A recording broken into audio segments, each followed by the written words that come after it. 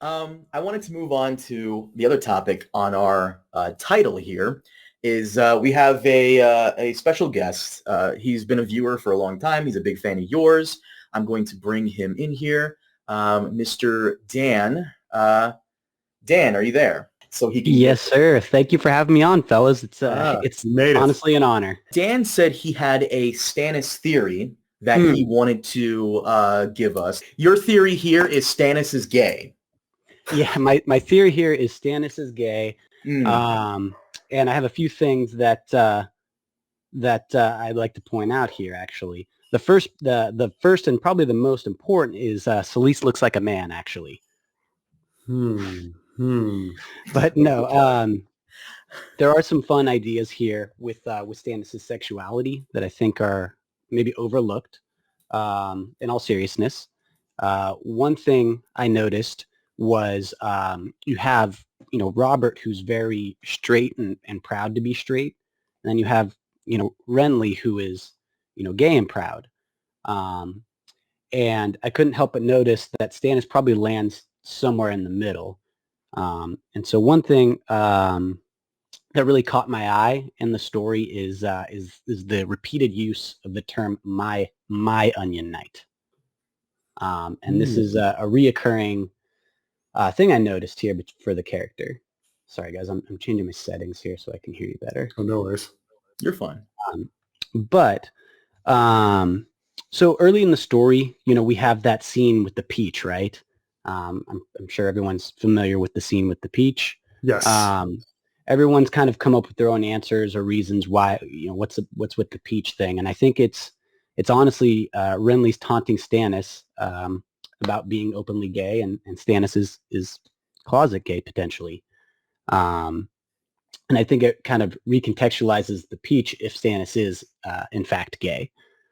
And so that's something I kind of thought was interesting. And actually another thing I thought was really interesting, Preston, was the love triangle work you did some number of years ago, how there's all these love triangles throughout the story. And I couldn't help but notice, obviously there's Selyse, Melisandre, and Stannis, but when you read Davos chapters, it does feel like this weird love triangle between Davos, Stannis, and Melisandre.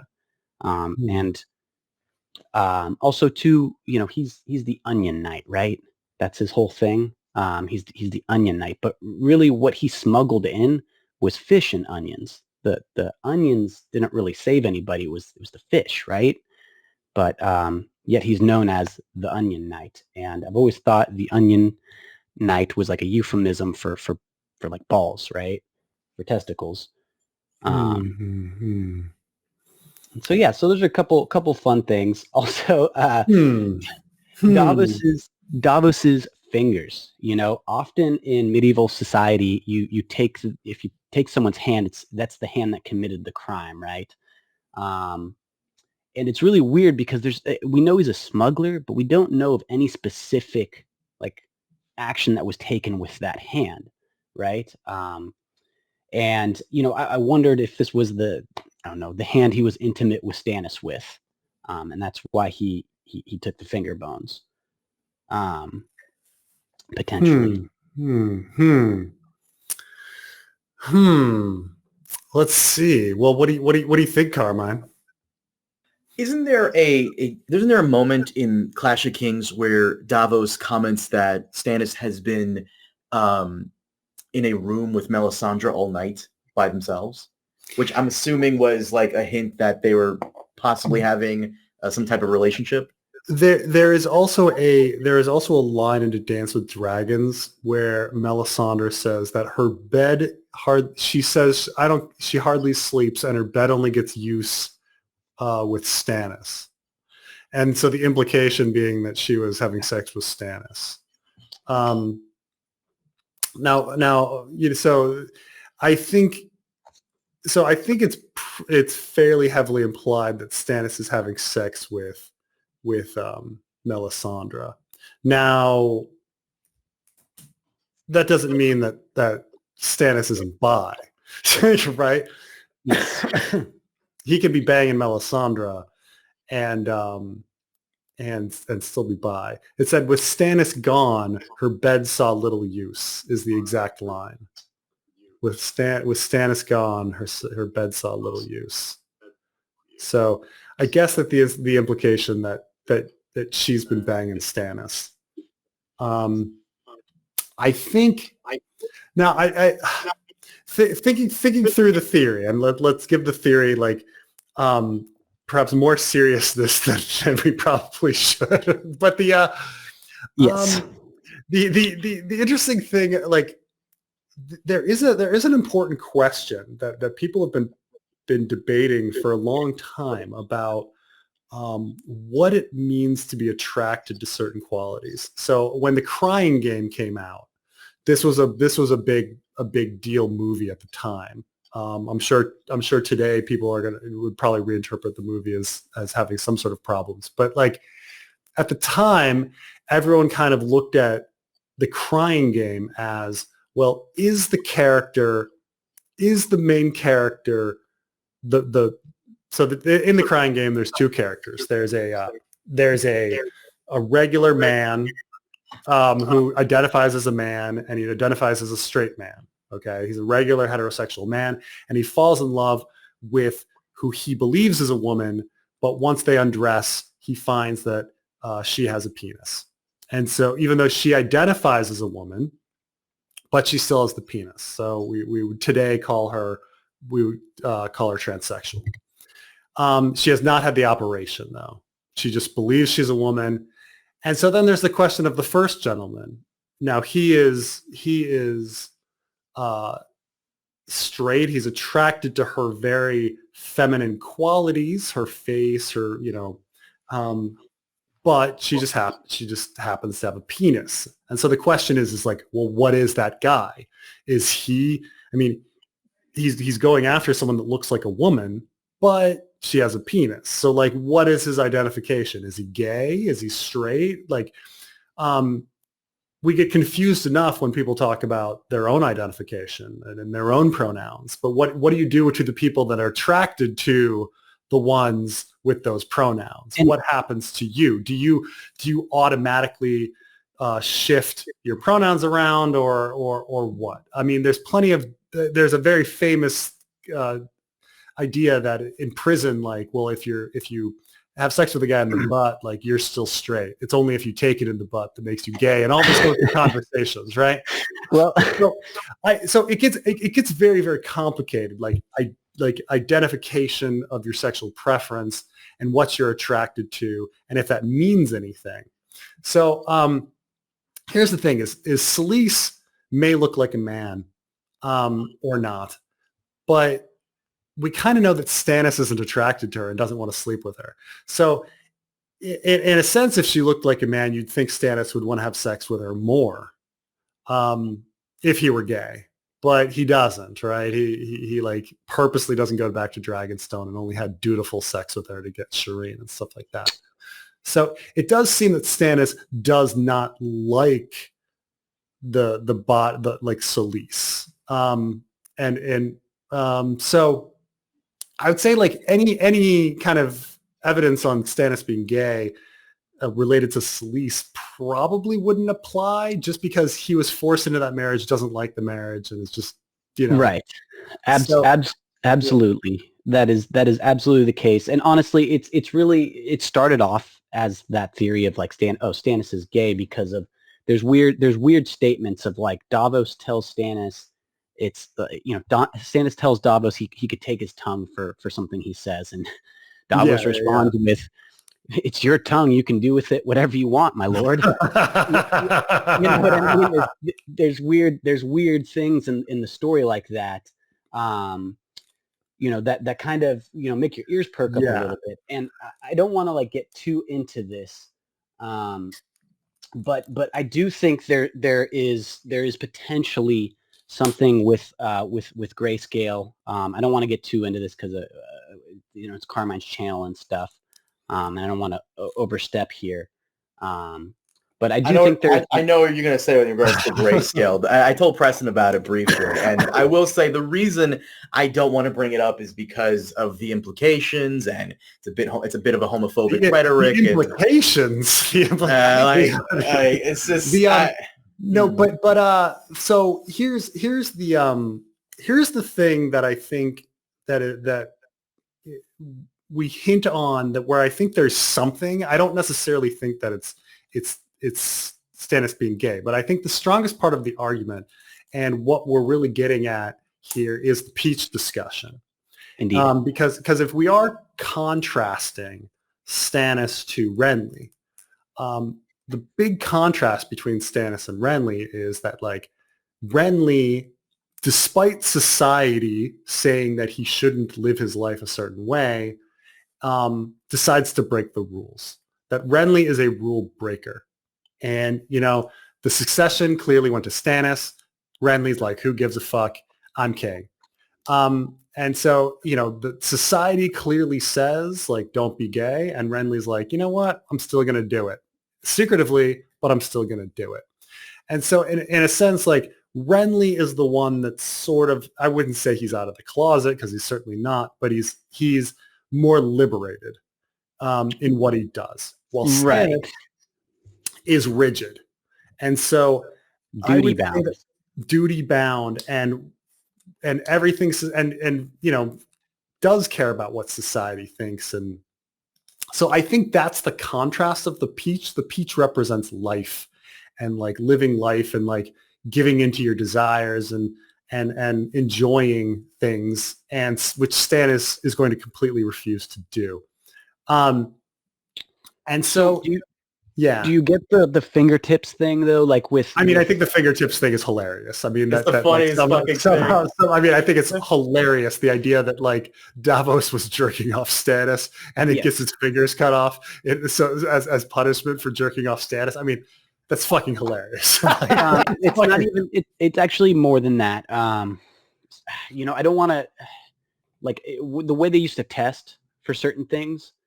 You would prick the fingers. I'll put it that way. You would prick the fingers, and how they test for grayscale is literally you prick the fingers, right? And we know Stannis's daughter has grayscale, and yet Stannis somehow finds a way for her to be cured of grayscale, which I find kind of interesting as well. But yeah, so I don't know. I thought that was kind of important to the theory. I don't want to again say the wrong thing here. And then also too, like George's whole statement on, like, the only thing worth writing about is the human heart and conflict. And I think that's Stannis to a T. He talks about his relationship with his brother, right? And how he actually wanted to support his king, but he chose his brother over his king. He's choosing, what he thought was the honorable path, or the duty-bound path for him, was to stick with his brother, even though he hated his brother. And so I do think there's something there. I don't know if Stannis is gay, deep down. I really just kind of threw it out there as an idea. It's probably, he's probably somebody who doesn't like sex. He wants to ban brothels and all that, right? He's probably, I don't know. His relationship with Davos is interesting. Again, my onion knight all the time, my onion knight. And there's weird points where Stannis gets on his knee. I mean, Davos gets on his knees and stuff like that, where it's like, it's weird stuff like that. It's hard to point to anything that's, like, specific. But one parallel I was trying to draw when kind of crafting this idea is John Connington, right? John Connington is, he's gay for, he loves Rhaegar and stuff. And one thing I thought was interesting is that, like, they're struggling with the same thing. John Conn doesn't want to burn people, right? At the Battle of the Bells, he does not want to burn people. But, you go 10 years later or 15 years later, or whatever the hell it is, by the end of the story, I do think John Conn will be burning people. And so I was trying to find a parallel between the two characters. They're both rigid. They're both duty bound. But I was trying to draw some comparisons between those two characters, if I could, for this theory. I mean, I will say that now Stannis is not a very consistently there's not a character written very consistently, and so and perhaps it's because the character is growing and changing. Perhaps it's just because George wrote a character and it's really difficult to keep him the same, and when certain plot points need to be filled, or maybe it's because Stannis is seen through different points of view. We're not sure, but we have this character that's kind of designed to be rigid and duty bound, and then he starts doing all these things that just have nothing to do with duty, and and you kind of say, well, is he changing? Is he actually, is everybody wrong about him? I always find it weird that you take this character like Donald Noy, the wisest, most perfect character in the story. Like, Donald Noy is incredible. But then he says, like, he tells us that, like, Stannis is so brittle, like iron and hard, and will break before he bends. And then we see that Stannis is bending all over the fucking place. Like in A Dance with Dragons, taking in wildlings and changing religions and doing all sorts of wheeling and dealing.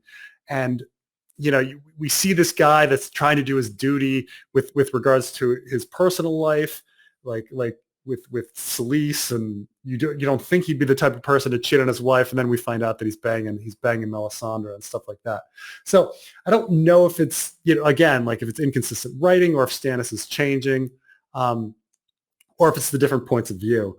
But it does seem that, like, at least when Stannis comes to the wall, something changes with him.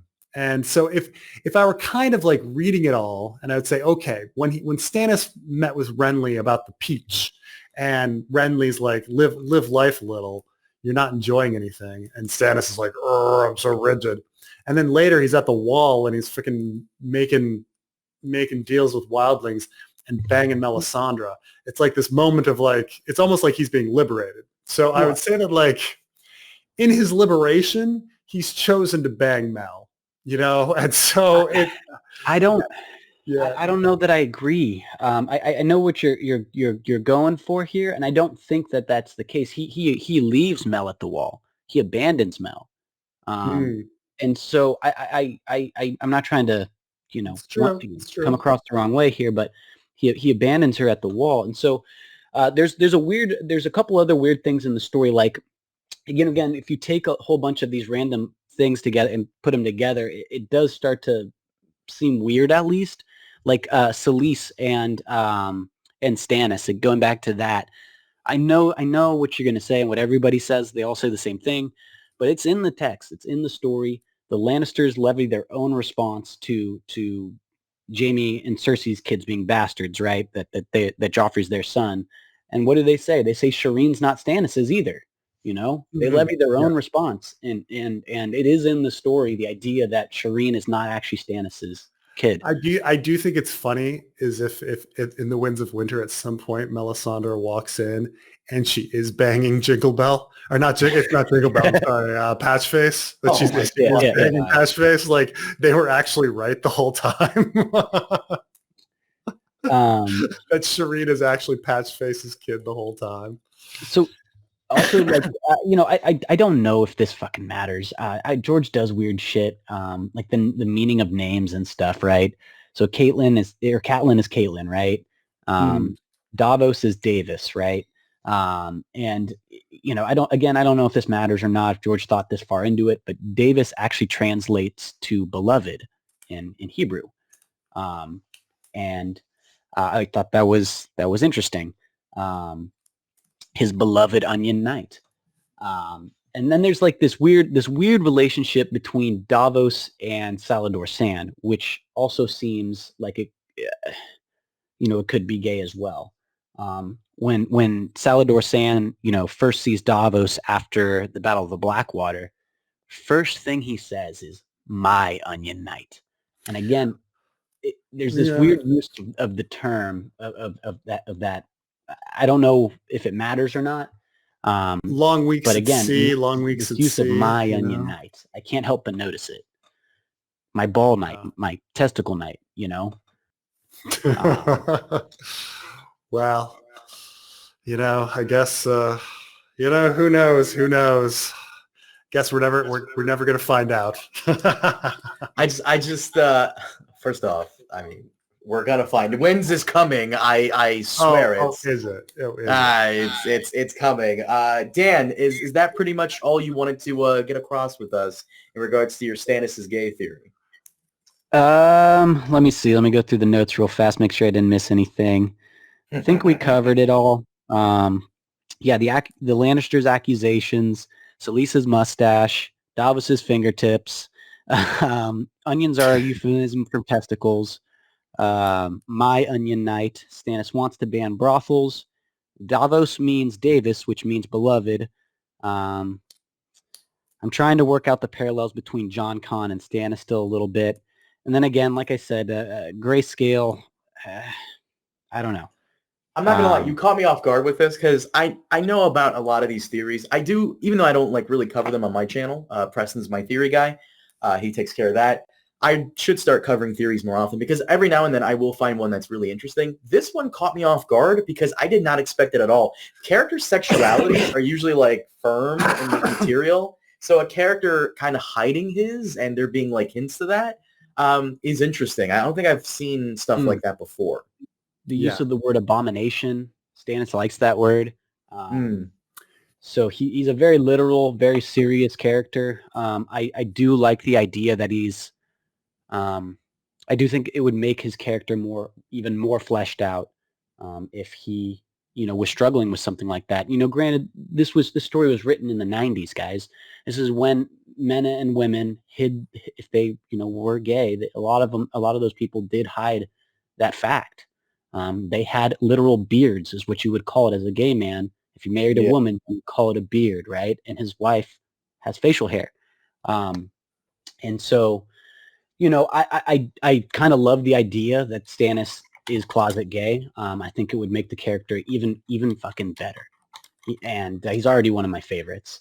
And so, yeah, I think that covers about that covers about just about everything I wanted to talk about. I'm sorry I'm a little long-winded, guys. No, you're fine. No worries. I really do appreciate you guys having me on and let me just talk shop with you guys. If you do have me back on, guys, I do have another one for you. Would it be okay if I gave you a little teaser? Yes, go for it. Sweet. So I am working on, at Preston, we recently talked about this, but Ned's dream for spring and that whole vision and the warding as well. What wardings actually are, what they mean, and I want to do a deep dive and analysis of warding and Ned's dream for spring and his overall arching plan there. And I think it'll cover about 20 to 30 characters. It's going to be a big one. I'm really excited. It sounds like it's a YouTube channel, homie. We'll see. It may grow. It's grown quite a bit in the last week or so. So we'll see. It might be actually. Yeah. Do me a favor though. When you do this theory, please have the Salice on the thumbnail with a mustache. That would be phenomenal. Yeah, and with the finger bones around her neck, maybe. Oh, Jesus fucking Christ. Well,